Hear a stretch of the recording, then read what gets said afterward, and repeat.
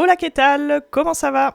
Aujourd'hui, on se retrouve pour la seconde vidéo de notre épopée cube de Noël. Et on entame aujourd'hui le vif du sujet, c'est-à-dire la décoration.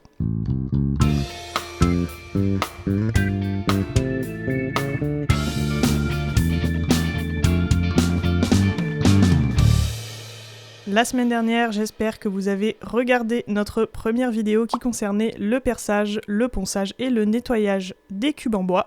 De cette manière, vous comprendrez mieux de quoi parle cette présente vidéo. Ceci étant dit, je vous rappelle que nos cubes de Noël sont d'ores et déjà disponibles sur notre boutique en ligne. Je vous invite à aller jeter un coup d'œil, ils sont disponibles à des prix très raisonnables. Je vous rappelle que c'est du fait main et que les décorations sont composées de bois et de papier uniquement. La première étape de la décoration de nos cubes de Noël débute donc par le recouvrement de papier. Il faut savoir qu'en amont, je découpe toutes mes lamelles de papier en fonction de la taille de mes cubes. En effet, avec les lamelles, c'est beaucoup plus simple pour moi de recouvrir l'entièreté du cube face par face en le faisant pivoter.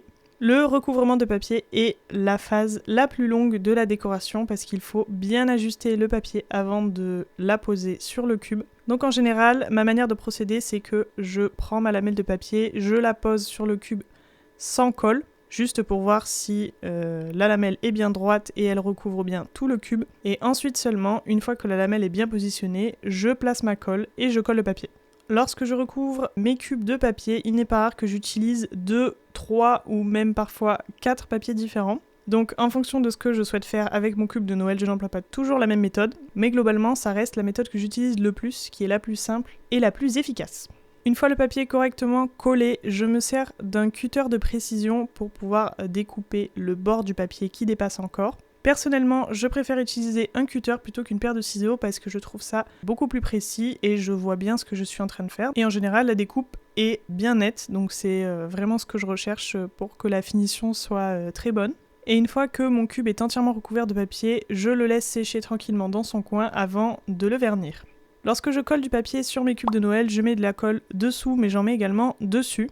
En effet, la colle que j'utilise est une colle à papier spécialisée et c'est une colle qui sert également de vernis quand vous la passez sur le papier. Elle met un petit moment à sécher, mais une fois sec, ça permet au cube d'avoir une petite pellicule de protection. De cette manière, quand vous les prenez dans la main, ça permet de ne pas mettre de traces de doigts sur le papier par exemple. Et ça leur permet également d'avoir une petite protection à la poussière ou à de toutes petites éclaboussures d'eau, ça n'altérera pas la décoration du cube. Quand vous travaillez le papier, il est évidemment possible d'utiliser un vernis en aérosol.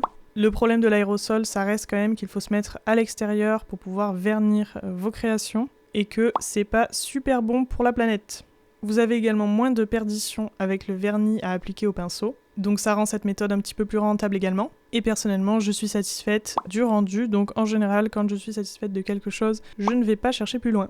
Et voilà, on en a terminé avec cette deuxième vidéo de cubes de Noël. Ne vous inquiétez pas, nous n'avons pas encore terminé la fabrication, donc il y aura encore d'autres vidéos. En attendant, j'espère que celle-ci vous aura plu. J'espère vous revoir bientôt sur notre boutique en ligne ou dans les commentaires. Et d'ici là, vous avez l'habitude, prenez bien soin de vous et gardez la pêche, ou plutôt la noisette.